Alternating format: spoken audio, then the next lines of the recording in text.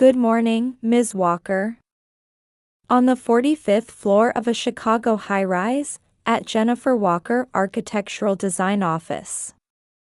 At 6 a.m., Jennifer nodded slightly to the cleaning staff's greeting as she made her way to her windowside desk. Under the sky where the sun hadn't fully risen, she could see Michigan Avenue in full bloom with tulips. The wall displayed numerous architectural award trophies, and her Forbes magazine cover story was modestly displayed. As the head of one of Chicago's most successful architectural design firms, she had spent many nights at this desk. Dressed in an understated navy pantsuit with subtle makeup, her eyes held an unwavering determination that no one could shake. Since graduating top of her class from the University of Chicago's School of Architecture and starting her own firm at 30, the path to achieving $10 million in annual revenue had been anything but smooth. "Jenny, we're off to Hawaii. We're celebrating Ashley's birthday." A voicemail from her mother Patricia remained on her smartphone. Her mother was one of the most successful real estate agents in Chicago's North Shore. On weekends, she hosted lavish brunch parties at her mansion, living more extravagantly and socially than anyone else. In her 1920s historic mansion on Sheridan Road, her mother regularly entertained her high society friends. "Mom, this hotel room is amazing." Ashley's voice could be heard in the background of the message. An influential lifestyle influencer with 1 million followers, she was nominally the head of an architectural design company. Though she lacked practical business skills, she continuously secured new projects through her flashy social media presence. Her posts from the Ritz-Carlton consistently garnered over 100,000 likes, and media outlets regularly featured her spending leisurely weekends at yacht parties and luxury spas. In response to Jennifer's worried text asking, "Is work okay?" her stepfather Robert immediately called. "Jennifer, can you handle all the family paperwork this week?" Robert, an investment banker who had married her mother 10 years ago, maintained a gentlemanly facade while privately looking down on Jennifer. His hobby was buying a new luxury car every year, with his latest Bentley Continental GT holding court in the garage. Her stepfather, who never missed his ski vacations in Aspen, was the only family member who didn't even try to hide his obvious coldness toward Jennifer. "Yes, I understand." Jennifer quietly hung up the phone. On her wrist was a Cartier watch, a keepsake from her late father. Outside the window, the sun was rising, and she could see her apartment in a Winnetka townhouse in the distance. Last night too, she had stayed up late organizing her sister's company's financial statements. Despite the outward glamour, the company's management was in a precarious state. Next week would be her 35th birthday. Last year, the year before, and the year before that, there had never been any birthday wishes from her family.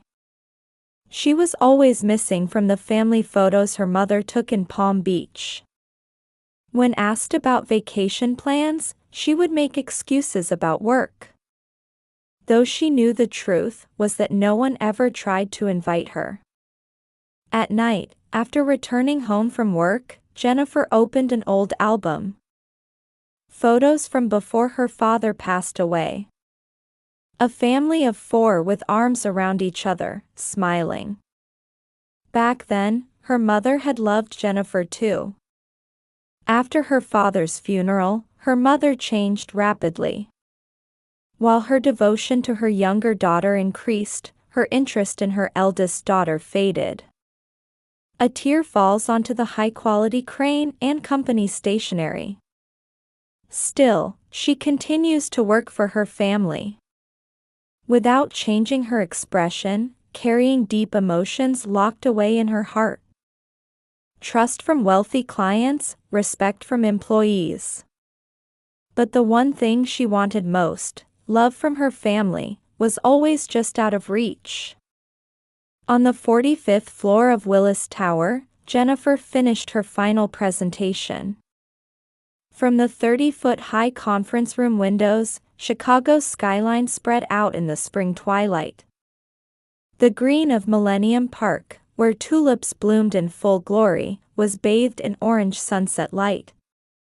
"Ms. Walker, thank you for the excellent proposal. We'll be providing you with a special bonus." The executive of a major developer extended his hand with a broad smile. This single project would increase annual revenue by 20%. The perfect birthday gift had arrived. Executives one after another offered their congratulations. Chicago's architectural giants praised her achievements. A once-in-20 years major redevelopment project. Being named as the chief director would surely mark a new turning point in her career. Returning to her office, she found a small bouquet from her staff on her desk. The combination of white calla lilies and blue delphiniums showed how well they knew her preferences. The card reading, "Happy Birthday, Jennifer," bore the signatures of all employees. She felt a warmth in her chest. Nigel, the chief designer, quietly offered her coffee. "Boss, please leave early today. Enjoy celebrating with your family." Smiling at those words, Jennifer changed into a navy cocktail dress she had recently purchased from a luxury boutique. The fine Oscar de la Renta fabric enhanced her dignified presence. She applied her makeup a bit more carefully than usual and fastened her father's Cartier watch around her wrist. This year might be different, such hopes swelled slightly in her heart. Driving north on Lake Shore Drive in the twilight, she reminisced about memories with her family.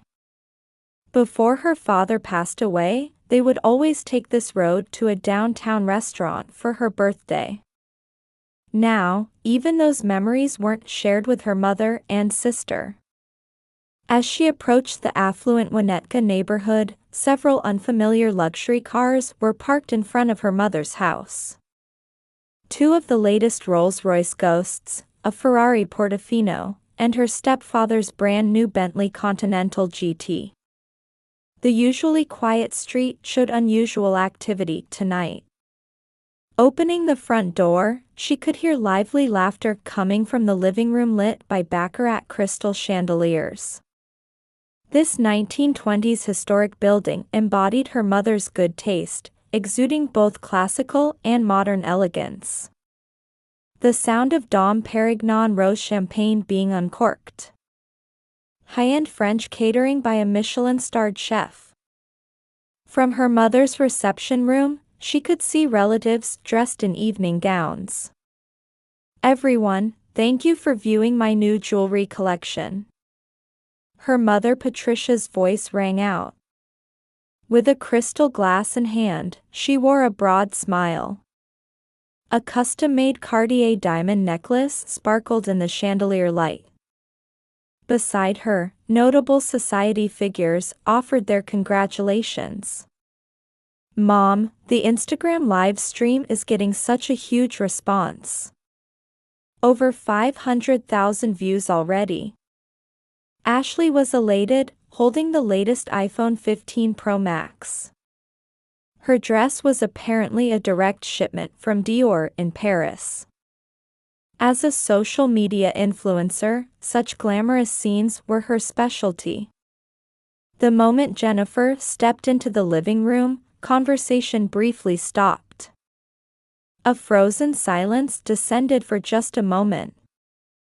"Oh, Jennifer. You're early today." Her mother wore a slightly confused expression. Clear disgust showed in her eyes. "What's happening here?" To Jennifer's question, her sister answered lightly. Her red Louboutin heels clicking as she gracefully approached.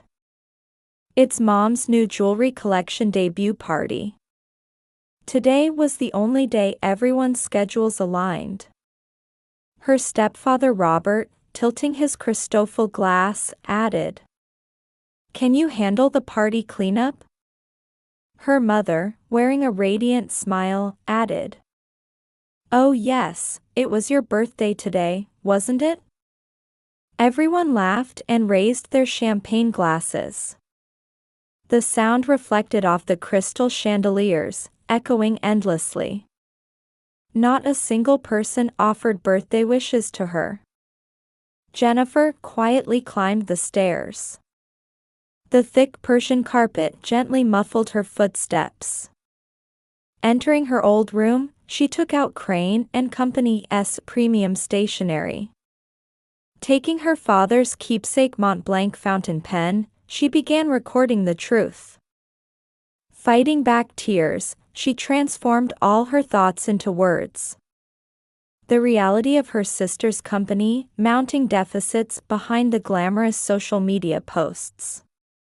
The truth about her mother's real estate dealings, traces of illegal transactions and tax evasion. The reality of her stepfather's investment firm, evidence of client fund misappropriation. And all the evidence of how she had been secretly supporting everything. Records of countless nights spent maintaining the family's pretenses and vanity. She carefully placed the letter in an envelope and left it on the living room table. The truth recorded on the finest cotton paper had the power to instantly destroy this house of pretense. Packing minimal necessities in her Louis Vuitton travel bag, she made a reservation at a Michelin-starred restaurant on her smartphone. "We have prepared the chef's table for one this evening." On the other end of the line, Alinia's concierge responded politely. Downstairs, the party's cheers continued. The sound of champagne corks popping, high society's elegant laughter, and her sister's voice continuing her Instagram live stream. Jennifer quietly opened the front door and surrendered herself to the night breeze. In Jennifer's luxury car heading south on Michigan Avenue, classical music played softly. Arriving at the restaurant, service director Michael Moran greeted her with a warm smile. Every gesture of his exuded the refinement befitting a 3-Michelin-starred restaurant. "Let me show you to the chef's table." Ascending the spiral staircase revealed a glass-enclosed private dining room. A premium seat with a panoramic view of Chicago's night skyline. On the table, pure white linen was elegantly spread, and baccarat crystal glasses sparkled. "We understand you're dining alone this evening." Michael's voice carried in remarkably warm kindness. "Yes, today is my birthday." At those words, Michael's expression softened for a moment. "Then, allow me to suggest a wine worthy of this special celebratory evening." The chef sommelier presented a 1988 Romani Conti. A wine from Jennifer's birth year. The deep red liquid being poured into the glass sparkled like a jewel in the chandelier light. 1988 was a wonderful year. Jennifer smiled slightly at the sommelier's words. Before her father passed away, the family would always dine at this restaurant for her birthday.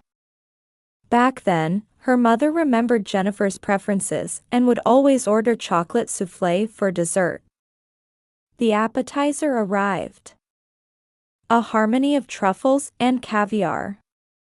Each delicate plating contained the chef's heartfelt dedication. "This is a special celebratory dish from the chef."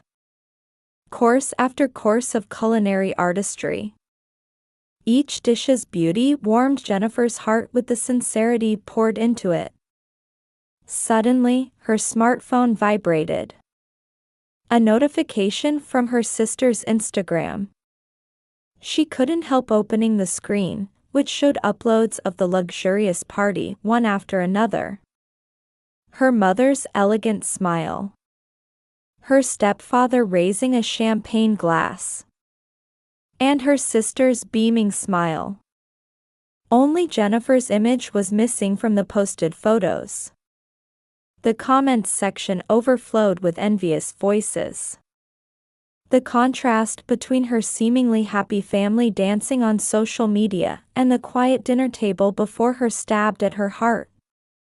Yet strangely, her heart felt unexpectedly calm.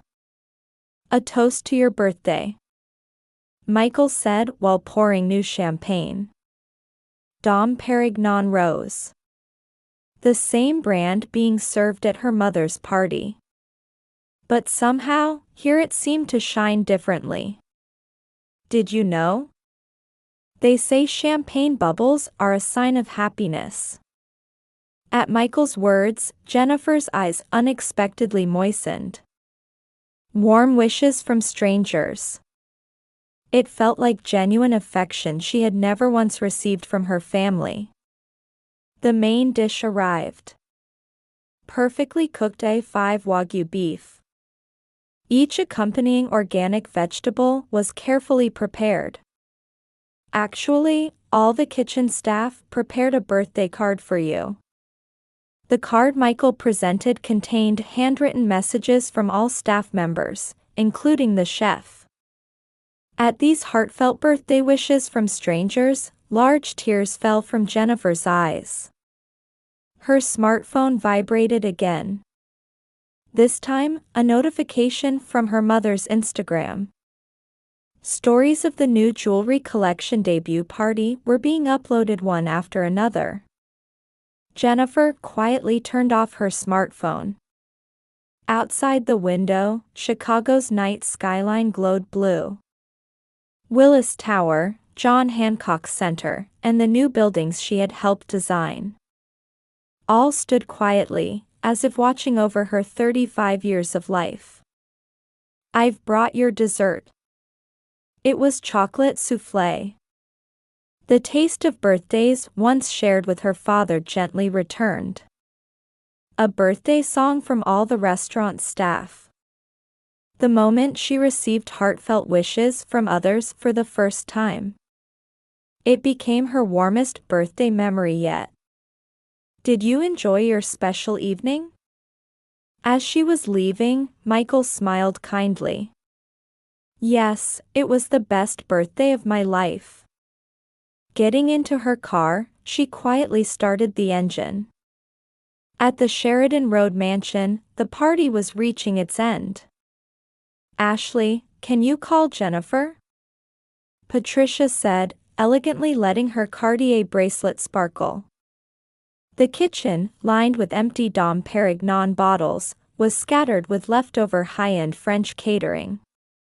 "Yes, I'll call her. She's probably working upstairs as usual." Ashley climbed the spiral stairs, her Dior heels clicking. Robert was engrossed in conversation about luxury cars with his investment associates. "Jennifer? Could you help with the cleanup?" Ashley's voice trailed off. No one was in the upstairs hallway. "My, what's wrong?" Patricia came up the stairs. The baccarat chandelier light reflected off her new necklace, creating patterns on the wall. "Jenny's not here." "Well, running away, that's not like her." Just then, their stepfather's voice rang out from the living room. "Patricia. Ashley. Come here right now." His tone lacked its usual composure. When the two hurried downstairs, they saw the premium stationery placed on the living room table. Letters carefully written with a Mont Blanc fountain pen on Crane and Company's finest paper. It was like a magic spell that would instantly destroy this family's castle of pretense. To Mother, Ashley, and Robert. Patricia's hands trembled. "Until now, I have kept silent to protect the family. However, tonight, while celebrating my 35th birthday alone, I made a decision. Ashley caught her breath. First, regarding Ashley's company. Behind the glamorous social media posts, the company's reality is in serious management crisis. As of today, I am terminating all the secret financial support and client introductions I have been providing. The iPhone fell from Ashley's hands. Her latest post on the screen now seemed a cruel irony. Next, regarding Mother's real estate company.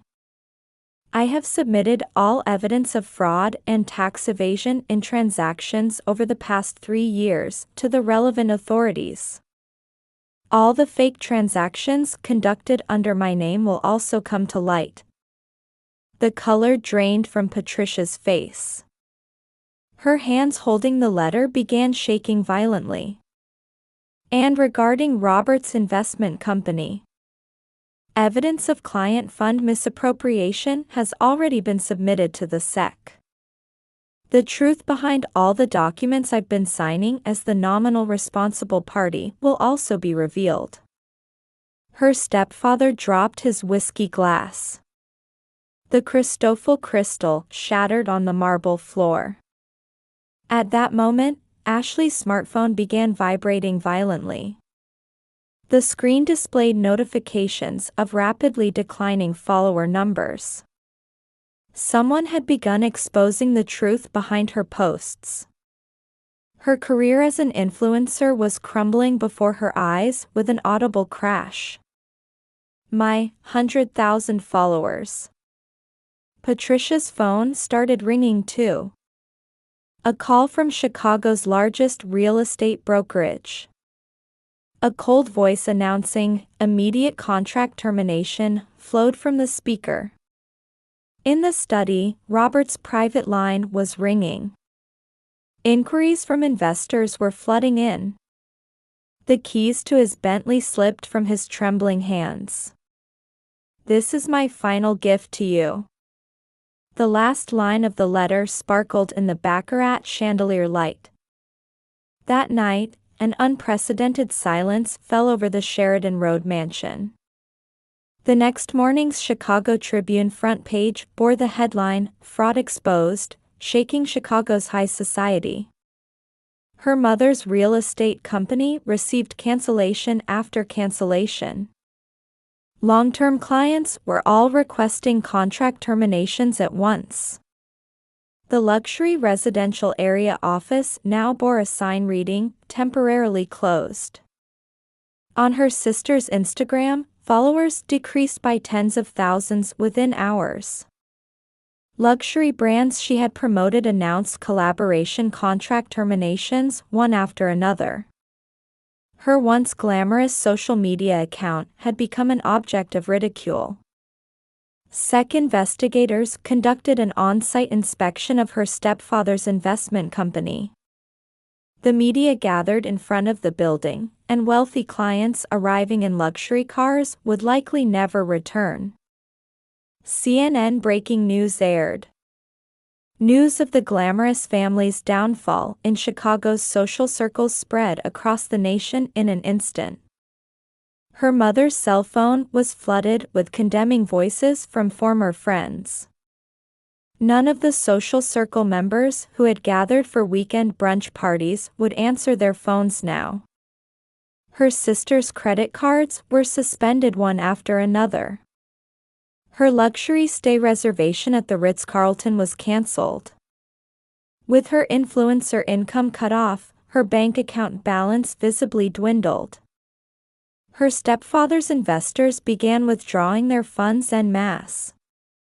His luxury car collection was seized as evidence of illegal fund misappropriation and transported away from the garage one by one. As night fell, the 3 family members sat dazed in their crumbling castle of pretense. Under the baccarat chandelier, their shadows stretched long. Her mother, still dressed in her luxury brand suit, stared vacantly at her smartphone. Her sister had lost even the will to respond to the flood of criticizing comments on her last Instagram post. Her stepfather merely stared at the ceiling, an empty whiskey bottle before him. At that moment, the butler quietly entered the living room. "Madam, I deeply apologize, but I would like to resign as of today." The words of the butler who had served this family for many years broke the silence. Outside, the spring night wind blew through. Their once glamorous lifestyle crumbled silently, like a castle built on sand. 1 year later. "Ms. Walker, the Forbes interview team is waiting." Sarah, her secretary, quietly knocked on the door. She was to be featured on this month's cover as Chicago's most influential woman architect. "How are the preparations for the new projects in Asia?" "Yes, we've received approval from the teams in Singapore, Tokyo, and Shanghai." Over the past year, her firm had achieved remarkable growth. Revenue was up 300% from the previous year. The number of employees had doubled, and the office had expanded to 2 floors. However, the kindness in her eyes remained unchanged. "Are the preparations ready for this weekend's foster care support event?" "Yes, everything is set. 30 children are expected to participate." On her desk sat a photo frame. A picture from the Christmas party at the Foster Care Support Center. Surrounded by smiling children, her expression showed a happiness she had never known before. Meanwhile, in a suburban Chicago apartment, Ashley worked in a small kitchen. Her social media followers had plummeted to a few thousand, and her income as an influencer had completely dried up. Now she only worked weekends at a local organic cafe. Patricia sat wearily on the sofa. Her once luxurious branded clothes had been sold to second-hand shops, and now she wore clothes bought from local outlets. Her real estate license had been revoked, and her old connections had completely severed. Her stepfather Robert had been forced into early retirement and now spent his days playing chess in the neighborhood park. His Bentley had been seized, and he now drove a used Toyota. Another letter from Jenny. A Crane and Company envelope lay on the living room table. The monthly living expenses that arrived without fail. Though it wounded their pride, they couldn't even pay rent without it. In Jennifer's office, designer Nigel hesitantly spoke up.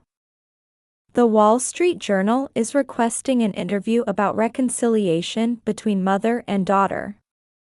Jennifer quietly shook her head. The drawer of her desk contained numerous apologetic letters from her mother, but she hadn't replied yet. Letters beginning with, "To my beloved daughter." However, it would still take time for those words to ring true. At dusk, Jennifer walked along Michigan Avenue. Spring tulips bloomed just as they had last year. She had just finished a new project meeting on the top floor of Willis Tower. "Jennifer." The voice came from Mary, the director of the Foster Care Support Center. "The children are so looking forward to the Thanksgiving party." Weekend volunteer work had become her new routine. Time spent with the children at the facility taught her the true meaning of family. "Tomorrow is my 36th birthday." At those words, Mary smiled warmly. "We've prepared a wonderful surprise." Together with the children.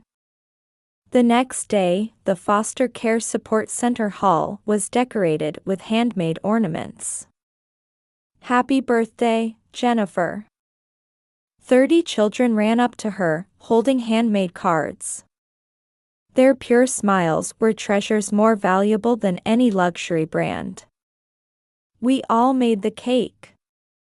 I did the flower decorations. I chose the candles. So many warm words. Pure love without expecting anything in return. It was something her former family could never understand. Her smartphone showed incoming calls from her mother. But now, she wanted to focus on the happiness before her. Happy birthday. A little girl timidly approached. I am so happy I met you, Jennifer. At that moment, the tears flowing down her cheeks were no longer from sadness. Outside, the spring breeze blew gently. A breath of new life enveloped the city of Chicago. On the top floor of Willis Tower, new project blueprints fluttered in the wind. They were designs for a new foster care facility building. She had decided to dedicate her architectural talent to the children's future. The night sky was filled with countless stars. The former castle of pretense had become a distant past, and now a new life filled with genuine love spread before her. Yes, this was true happiness. Jennifer Walker could smile from her heart for the first time. It was proof of genuine happiness that money couldn't buy. In her desk drawer, her mother's apologetic letters still lay unopened. Perhaps someday, she would write a reply to those letters. But for now, she wanted to cherish the happiness before her. Together with her new family, filled with genuine love.